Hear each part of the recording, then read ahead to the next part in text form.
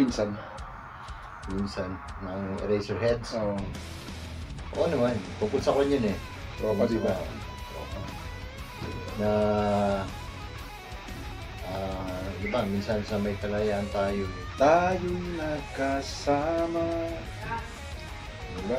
Ibig sabihin nun, pre, nagkasama sila. Kung sakaling gipitin ay... Akala ko mabitin. Kailangan pa ng awag. Hindi. Kasi ano, yun yung tropa na... Tropa, kaibigan, kumpare o ano man ang tawag. Eh... Isipin mo yung kanta na yun. Yun ang pinaka... Na... Kumbaga, yun yung sumuksok sa... Ano ko pre? Sumuksok talaga, hindi sumiksik mo. Oo, talaga sumuksok. Sa damdamin ko, sa mga kaibigan. Kung sino talaga yung mga tunay na kaibigan. Tunay na magkaibigan. Diba? Medyo, nung unang marinig ko yun, parang na-condemn ako eh. Parang na-miss ko yung samahan. Tapos, yun nga. Parang mantig din sa damdamin ko na medyo maluha-luha diba? Pagka yung Eraserhead, iba ang pasok ng ano. Kasi, ano yun eh, para silang, hindi naman natin sabihin na poetic or na ano. Pero pagka gumawa sila ng kanta, iba. Nung panahon noon. Spolyarium. Spolyarium. Alam mo ibig sabihin nun. Naluha ako dun. Kanino? Kay? Spolarium. Tumalisik sa mata ko eh. Akala ko kay Sarsi. Akala ko kay Sarsi. Bahala ni si paring Joey dun. Tagay, mga men. Mga ka-metalheads. Metalheads, what's up? Nga pala, hindi nyo na itatanong katatapos na ang pintuhan to. Nakikita nyo medyo kulay blue kasi do you know what it means? It means the bloody wall. This is the bloody wall, man. Kaya blue ko doon, dito kami sa ilalim ng Mariana Trench. Where's yun? Bermuda Triangle. Illuminati! So yun nga pre, di ba? At kung sakali Gipitin ay laging iisipin na minsan tayo ay naging tunay na magkaibigan. Yun yung pinakamalalim na kanta ng Eraserhead na talagang sumuksok, hindi sumiksik, talagang dumikdik sa aking damdamin. Oo. Talaga siyang hanggang kaiburutan ng aking puso ay inabot niya. Oo, mga men. Alam mo yung pag pinapakinggan mo yung music na ganyan, pagka talagang para sa'yo, alam mo yung iba yung hagod eh. Iba yung pasok. Oo, iba yung pasok. Iba sana yung sasabihin ko, pero sinabi mo hagod. Para hinahagod yung pit mo. Para hinahagod yung pit mo na. Para may... Ibig ko sabihin, parang may baklang kasama. Hindi, parang kinukuryente. Sabi mo, parang kang kinukuryente na ayun, para sa'yo to. Para sa'yo tong kantang to. Kasi that's how we define music, mga ka-metalheads.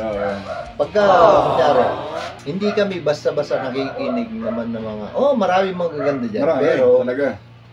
Yung mga pinapakinggan namin, kung saan kami nakaka-relate, at kung ano ang buhay nung mismong nagsasabi ng mensahe na yun, parang doon kami nakaka-relate. Yun, naiintindihan namin.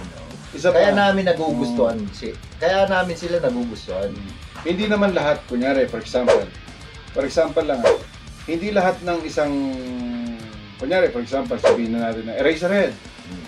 It means, hindi lahat ng kanta ng Eraserhead ay gusto namin. Parang ganun. For example, sabihin natin, kunyari, mag-death metal tayo. For example, Dimo Burger.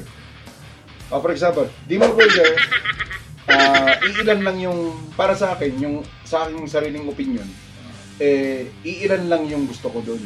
Hindi lahat yun. Kasi siyempre, against naman ako sa mga ibang mensahe nila. Ang kinukuha natin, yung good, yung magandang... Good taste, yan. Kaya nito, Lomi. Good taste. Ito. Shout out. Good tuloy. Good taste, good, baka naman. Ayun nga, yung magandang mensahe. Or, yung magandang tunog na maganda sa ating pandinig. Kasi minsan, hindi natin alam yung, nakikinig tayo, pero bakit tayo napapaintak? Dahil sa tunog na ginawa nila. Yun, men. Yung mga ka-metalheads, yun yung ibig ko sabihin. Hindi dahil sa bakit ka nakikinig ng metal, love song, old song, country. Because lahat ng tao may kanya-kanya tayong music na pinapasok sa atin. Pero pagka once na tayo natuto sa, for example, hindi tayo nagla-love song, ano nga ba tong love song na to? Bakit sila pinapakinggan nito? Ako hindi ko pinapakinggan. Tapos bigla mo narinig, oo nga pala, maganda pala to. Bakit nga ba? Yun yung mga bagay na hindi natin nalalaman. Ngayon, for example, love song is all over the world. We are the world. So, pero, alam nyo ba, ang death metal or gothic metal o ano man yan, basta heavy metal o ano man yan, o hardcore metal, all over the world din yan. Pero sa sampung bahay, isa lang nakikinig. Yan ang totoo. Pero yung isang nakikinig na yun yung kumbaga parang nakaka-relate. Ngayon, etong siyam na bahay na to, hindi nila alam yung nangyayari. Naririnig lang nila, what the fuck is doing? This guy is listening some nonsense or anything. Parang ganun, men. Pero hindi na. Lalim na. Lalim yun. Hinukay ko pa yun. Hinukay ko pa yun. Pero hindi nila alam kung anong pinagdadaanan ng tao na yun. Yun. The difference is, how about you accept the music or how about you listen to the music? Nakikinig tayo sa mga musikang gusto natin. We're not against sa love song or sa rap or kung ano mang kwan. Kasi nagbabago ang panahon, nagbabago yung mga genre. Pero tayo mga metalheads, diba? Kung ano yung napakinggan natin na nakaka-relate tayo tungkol sa music na it's not all about hate, it's not all about revenge, it's not all about angst or depression. Pero angst pala yun. Yung mga tugtog na yun, kasi sabi nga, know the music that you're listening to. Kasi kung hindi mo kilala yung pinapakinggan mo, may uso, iba na! Gusto mo na rin. Gusto mo na rin. Ayaw namin yun. Hindi porket trending ngayon, nakikinig ka na. Hindi dahil pinakinggan ng kaibigan mo, ng best friend mo, pakinggan mo to, pinakinggan mo na rin.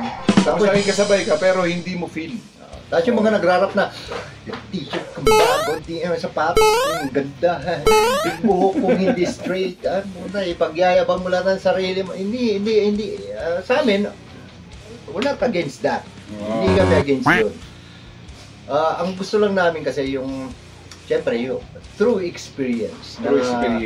Na naranasan namin. Kaya kami naging... Kasi marami tayong genreng pinagdaanan. Maraming genre talaga. Ano nga ba? Kasi sa dami ng, di ba, hindi naman sa marami, pero yung genre na nakarelate kami sa 80s, Ah. 50s, Hmm. 70s, 90s, 2000. 50s, ba't may 50s? Hindi. Ako na yun. Oh, 50s diner nga pala. Shoutout sa inyo. Chingtong Chai. 50s diner. Shaolin Master. Sa Glenn. Oh, syempre na eh. Ay, syempre yung music dyan, sila Blueberry, Oh. sila Blueberry, at saka yung mga picture dyan, sila Marilyn Monroe. Oo naman. Marilyn Monroe. So, one of the eto. original Viva Max. Viva Max. Viva Max, baka naman. Shoutout sa iyo. Shoutout sa'yo. Kaya nga, asa na nga tayo? Kay Marilyn Monroe. Hindi tayo kay Marilyn Monroe. Bago siya nag-sign up ng contract sa Viva Max. 1950s yun. Oo. O, di ba nga 50s? Oo. Mali. Mas matanda sa akin. Speaking of matanda. Nasa punso lang yun. Nasa punso lang yung matanda. Oo. Baka matatanda. Baka matatanda. Baka mamatanda. Baka mamatanda tayo. Matatanda. Ganun pa rin. Na matanda na to. Lagay namin.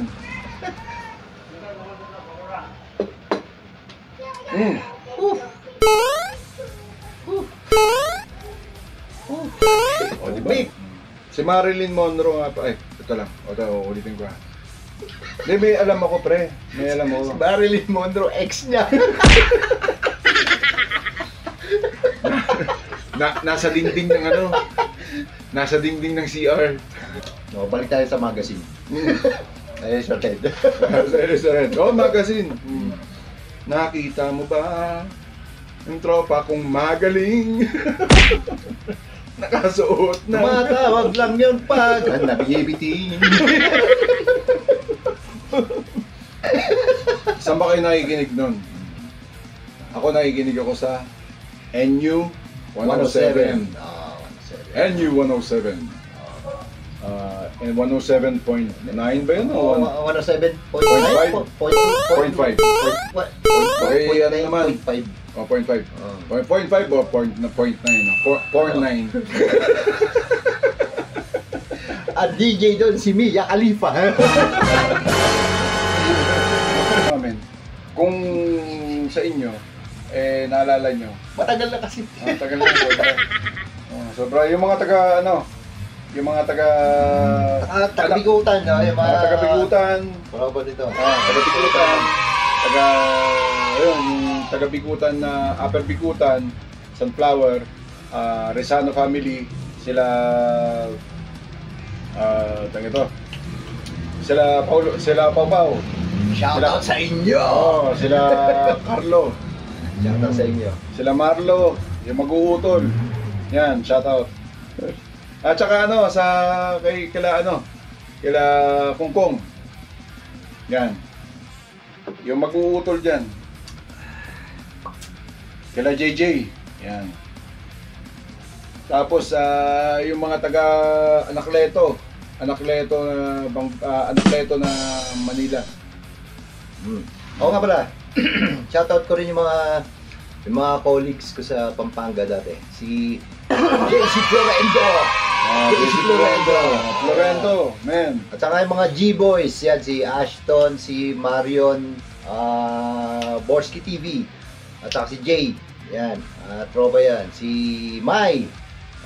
Si Power. Yan, si Power. At saka si Kesh. Sino pa ba? Si Moira. No, Moira. Si Moira. At saka sino pa ba? Marami. Si Arvin. Arvin. Saka si